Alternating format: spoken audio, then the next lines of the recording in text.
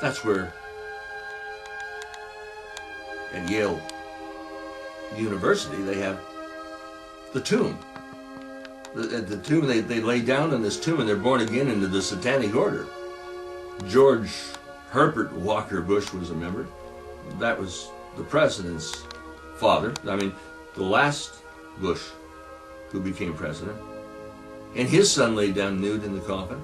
Oh, and the name that they gave to George Bush Sr., Magog. What does Magog mean if you take a look in Christian literature? The man who wages war against humanity in the final days of Earth. His son, he's the guy who sat there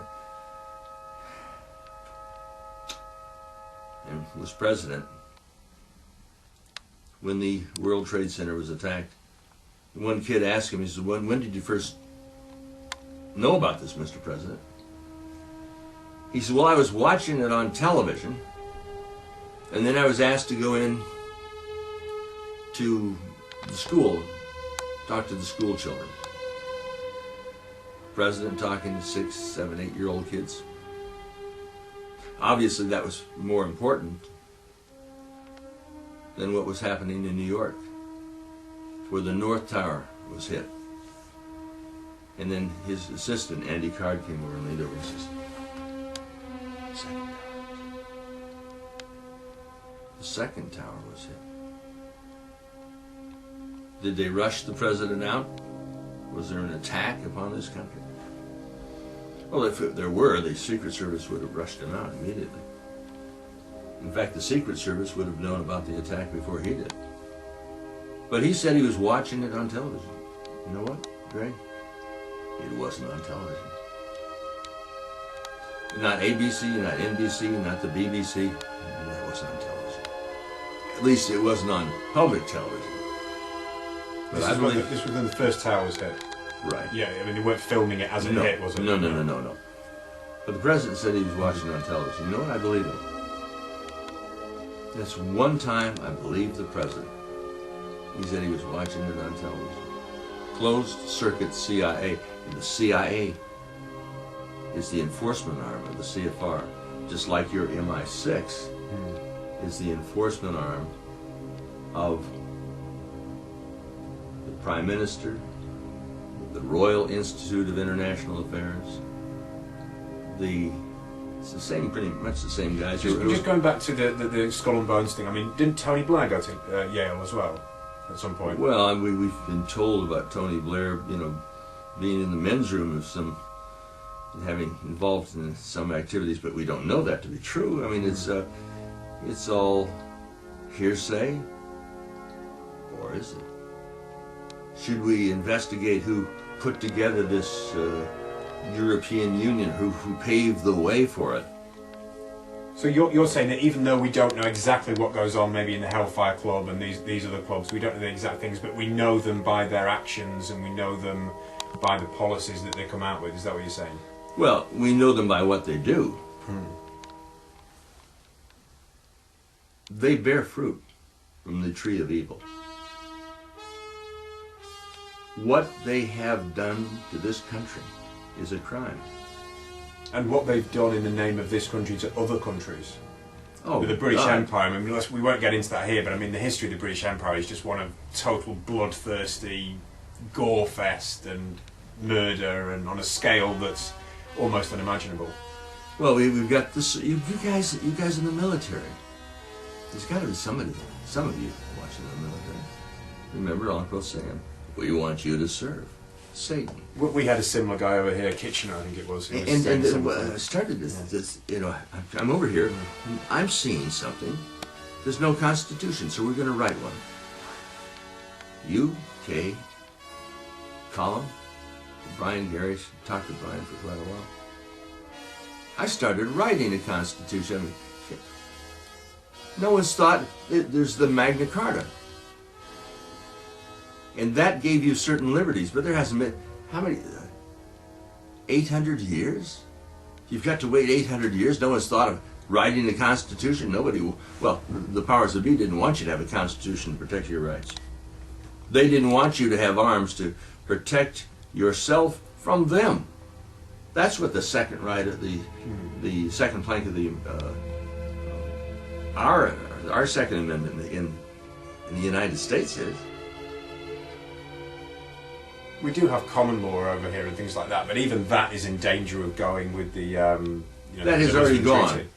The Lisbon Treaty, it simply wipes it out. And I asked the people I was with from Bournemouth, I said, who started this thing over here? This move to validate what Hitler's program is, this European Union. He said, well, Sir Edward Heath. I said, Sir Edward Heath? I mean, and they said he was buried over there in Salisbury Cathedral. I said, let's go over there. I just got the news that the Constitution, I mean, not the Constitution, but the freedom of this country was surrendered. Nobody got a right to vote on this Lisbon Treaty. I mean, you guys think you've got a Constitution, but you don't. And I'm saying, well, I'll go, let's go right now to Salisbury. This is the day that this thing is announced, front page in the paper, and you've seen it. We'll put it up on the screen for you. People are walking around numb and dumb, and I think, well, we drive up to Salisbury Cathedral, and here's the BBC. Whoa, these guys are Johnny on the spot. They know that in the Salisbury Cathedral, just a little ways down from where Sir Edward Heath is buried, is the Magna Carta, or a copy of it. They got it. These guys are Johnny on the spot, man. They are sharp. Whew. Here's the guy that signs away the freedom of this country. He puts this whole thing in motion. He says it's just a trade agreement. It's nothing more than just that. We're not surrendering anything. We're getting something. The people bought it. But man, that BBC, they are sharp, man. They are right there. I'm asking the guys, are you here to cover the Edward Heath thing? I said, no, we're here to